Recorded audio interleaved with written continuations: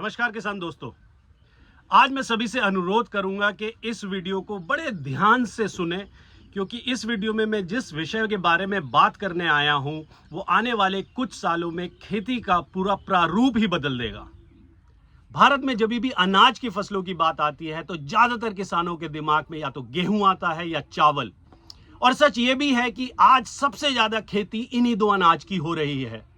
लेकिन वक्त अब बदल रहा है, ना सिर्फ भारत बल्कि पूरा विश्व मोटे अनाजों की तरफ जा रहा है, जिनको मिलेट्स बोलते हैं।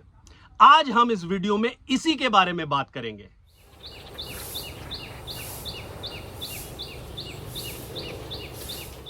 आप में से शायद कुछ लोगों को ऑलरेडी पता होगा कि यह साल 2023 ना सिर्फ भारत का बल्कि पूरे विश्व का ईयर ऑफ मिलेट घोषित किया गया है, जिसका मतलब है कि पूरा विश्व इनके बारे में चर्चा कर रहा होगा, इन फसलों को बढ़ावा दे रहा होगा, इनकी प्रोसेसिंग, मार्केटिंग और वैल्यू ऐड पे ध्यान देगा, किसानों की मदद करेगा।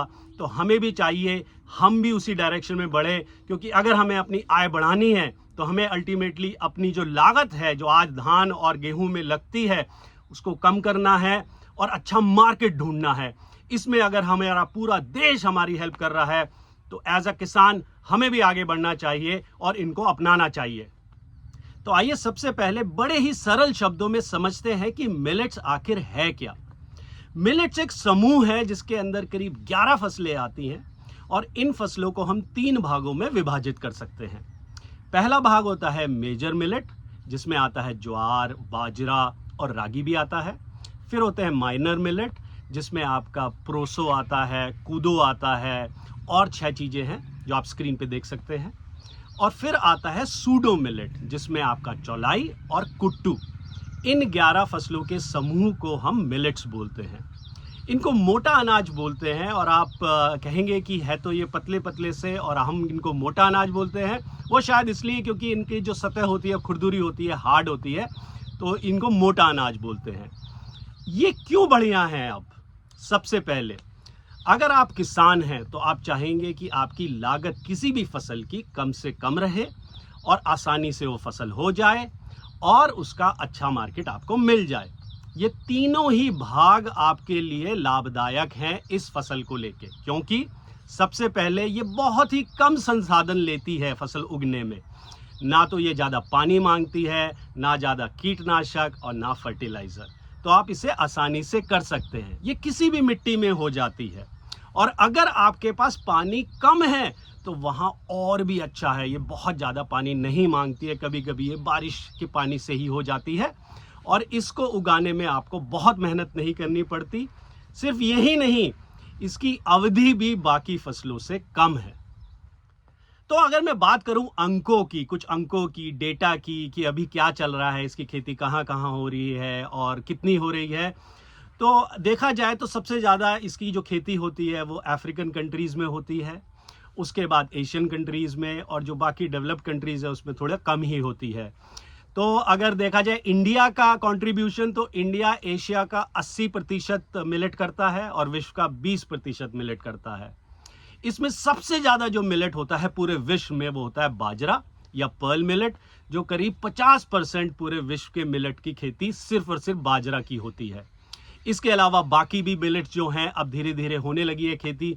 भारतवर्ष की अगर मैं बात करूं तो सबसे ज़्यादा कर्नाटका, आंध्र प्रदेश, महाराष्ट्र और राजस्थान में इसकी खेती होती है और थोड़ी थोड़ी अब बिहार, उत्तर प्रदेश वगैरह में भी होती है। हमारे देश में बहुत सारे किसान भाई ऐसे हैं जिनके पास संसाधनों की बहुत कमी है। वो ऐसी जगह खेती कर रहे हैं जहाँ पे पानी की व्यवस्था पूरी नहीं है, बाकी जो संसाधन है वो नहीं है, तो उनको कुछ ऐसी खेती करनी होती है जो आराम से हो सके और उसमें मार्केट भी उसकी अच्छी हो। तो क्योंकि एशिया का हम 80% मिलेट ऑलरेडी कर रहे हैं, तो माननीय मोदी जी ये चाहते हैं कि क्यों ना इस पुराने अनाजों को विश्व स्तर तक लेके जाया जा सके, जिससे ज़्यादा से ज़्यादा किसान भाइयों को, जो सीमांत किसान हैं, ऐसी जगह हैं जो क्लाइमेट चेंज से जूझ रहे हैं, संसाधनों से जूझ रहे हैं, उनकी आय बढ़े और पूरे विश्व में भारत का नाम मिलेट के रूप में जाना जाए। आजकल आप कहीं भी जाएं, कोई भी किसानों का सम्मेलन अटेंड करें, गोष्ठी अटेंड करें, या सरकारी कार्यक्रम जो किसानों से जुड़ा हुआ है, खेती से जुड़ा हुआ है, वहाँ जाएं तो आपको सिर्फ मिलेट्स के ही चर्चे मिलेंगे।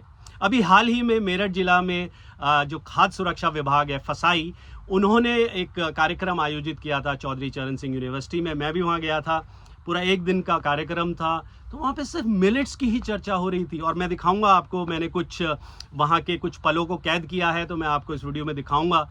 तो मैंने देखा वहाँ पे तरह तरह के लोग आए हुए हैं और विभिन्न तरीके के उत्पादन बन गए हैं मिलेट्स के। अब सिर्फ ये ऐसे ही नहीं बिकता है, इसकी मिठाइयाँ बनने लगी हैं, इनके बिस्किट बनने लगे हैं, नमकीन बनने लगी हैं, और मैंने सुना है अब तो इनकी बियर भी बनने लग गई है। तो आप देख सकते हैं कि कितना आने वाले टाइम में इसका डिमांड बढ़ने वाली है। तो जो भी किसान भाई इससे जुड़ेगा उनको फ़ायदा ही फ़ायदा होगा। ये जितने भी मिलेट हैं 11 तरीके के, अगर आप देखें तो रंग रूप में थोड़ा सा अलग हो सकते हैं एक दूसरे से, लेकिन जो इनकी ओवरऑल प्रॉपर्टी है वो लगभग समान है। इनकी खेती भी लगभग समान सी ही होती है। इनमें से दो, जैसे कुट्टू हो गया या रागी हो गई, वो ठंडे इलाके में होते हैं, और बाकी सब जितने भी ये ज्वार, बाजरा, कोदो, कंगनी, ये सारे के सारे आप गर्म स्थानों पे कर सकते हैं जहाँ पानी की कम व्यवस्था है। और देखा जाए तो इसमें जो पौष्टिकता है वो चावल और गेहूं से बहुत ज़्यादा है। इनमें ज़्यादा फाइबर है, ज़्यादा प्रोटीन है, मिनरल, विटामिन। तो ये ना सिर्फ किसानों के लिए अच्छा है, आराम से उग जाता है, बल्कि ग्राहकों के लिए बहुत अच्छा, उपभोक्ताओं के लिए बहुत अच्छा है, क्योंकि इससे खाने से आपकी सेहत और अच्छी हो सकती है। क्योंकि क्या है कि ग्लूटेन फ्री है, दूसरा क्या है कि ये आपकी बॉडी में जाके जो आपका ब्लड शुगर लेवल है एकदम से नहीं बढ़ाते, धीरे धीरे ये एब्जॉर्ब होते हैं बॉडी में। तो डायबिटिक पेशेंट भी खा सकते हैं। इसको खाने से आपको लगता है कि आप पूरे दिन आपने कुछ खाया हुआ है, क्योंकि धीरे धीरे एब्जॉर्ब होता है। तो ओवरऑल ये सबके लिए बढ़िया है, किसानों के लिए भी, उपभोक्ता के लिए भी, मार्केट के लिए भी, और पूरे देश के लिए। क्योंकि मिलेट्स की बात हो रही है तो यहाँ मैं बात करूँगा मिस्टर खादर वली की, जो बैंगलोर के एक नेचुरल साइंटिस्ट हैं और उनको मिलेट्स मैन ऑफ इंडिया बोलते हैं। उनके हिसाब से इन 11 मिलेट्स में से 5 मिलेट्स ऐसे हैं जो सबसे बढ़िया हैं, और जिनको श्री धन्य मिलेट्स भी बोलते हैं। इनमें आता है कंगनी, छोटी कंगनी, कुटकी, सावा और कूदो। ये 5 मिलेट्स हैं जो इंडिया में बाकी मिलेट्स से थोड़े ज़्यादा फेमस हैं।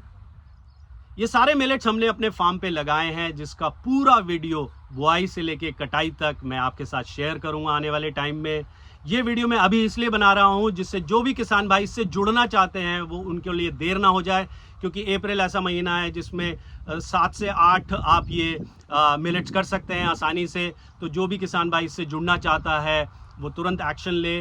तो दोस्तों, मैं पुनः आग्रह करूंगा जाने से पहले कि ज़्यादा से ज़्यादा किसान भाई इसकी खेती से जुड़ें, जितना जल्दी हो सके उतना जल्दी जुड़ें। ये पूरा महीना है आपके पास इनकी खेती करने का। कोई जानकारी आपको चाहिए, कोई भी सहायता चाहिए, तो बेझिझक मुझसे संपर्क कर सकते हैं। मैं फिर आऊँगा एक नए वीडियो के साथ। तब तक जय हिंद।